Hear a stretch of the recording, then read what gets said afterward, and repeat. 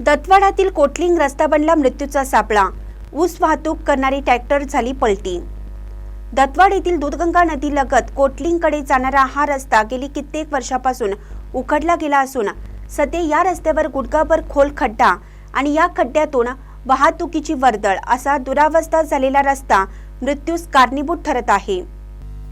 सध्या ऊस गळीत हंगाम सुरू झाला असून यासाठी या रस्त्यावर येणाऱ्या जाणाऱ्या ऊसाच्या अवजड वाहतुकीच्या वर्दळीमुळे या रस्त्यावर खड्डेच खड्डे पडलेले आहेत। यामुळे वाहनधारकांना व शेतीच्या कामासाठी जाणाऱ्या शेतकऱ्यांना दैनंदिन तारेवरची कसरत करावी लागते।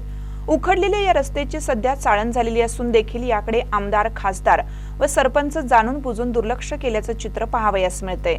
सोमवारी सकाळी ठीक 9च्या दरम्यान या दुरावस्था झालेल्या रस्त्यावरून ऊस वाहतूक करणारे ट्रॅक्टर पलटी झाली असून यामुळे झालेल्या दुर्घटनेमुळे मोठा अनर्थ टळला।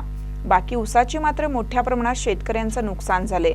यासाठी तातडीने हा रस्ता दुरुस्त करावा, अन्यथा या रस्त्यावर उतरून तीव्र आंदोलन करू असा इशारा भाजपा जिल्हा उपाध्यक्ष राजगोंडा पाटील, अप्पासो सिद्धनाळे, अलगोंडा पाटील, अनिल पाटील, विकास सवळे, यशवंत पाटील, बाबासो पाटील, बबरुवान कमते, शावगोंडा पाटील व शेतकरी वर्ग या पत्रकाद्वारे कळवला आहे।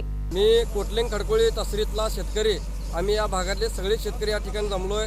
आज परत या ठिकाणी कोटलिंग खडकोळी तसरीला या टेकावर एक दुर्घटना घडलेली आहे। वर्षाप्रमाणे आज ही या रस्त्याची अतिशय चाळण झालेली आहे। गेली 13-14 वर्ष झाली आम्ही सर्व शेतकरी मिळून या रस्त्यासाठी प्रयत्न करत आहोत आणि या रस्त्यासाठी आम्ही 8-9 वेळा स्वतःच्या खिशातनं वर्गणी गोळा करून हा रस्ता केलोय। पण आजही देखील आमदार असू देत, खासदार असू देत किंवा इतर लोकप्रतिनिधी असू देत, या रस्त्याची दखल घ्यायला कुणीही तयार नाही। आणि परत एकदा या रस्त्यावर आता तुम्ही पाहू शकता की या रस्त्याला परत एकदा एक ट्रॅक्टर आणि ट्रॉली, ऊसाची भरलेली ट्रॅक्टर आणि ट्रॉली पलटी झालेली आहे।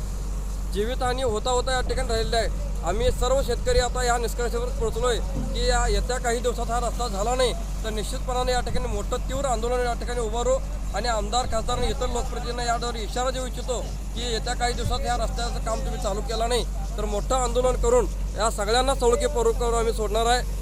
परत एकदा या निमित्तानं मी सांगतो की अतिशय दुर्दैवी आणि दुर्घटना या ठिकाणी घडलेली आहे, पण थोडक्यात एक जीव जाता वाचलेला आहे आणि परत अशी घटना होऊ नये आणि या शेतकऱ्यांच्या सोयीसाठी हा रस्ता लवकरात लवकर करून मिळावा या ठिकाणी मी विनंती करतोय। महानकर न्यूजसाठी संजय सुतार, दत्तवाड। ताज्या बातम्यांसाठी महानकरेला सबस्क्राइब करा आणि बेल आयकॉनला क्लिक करा।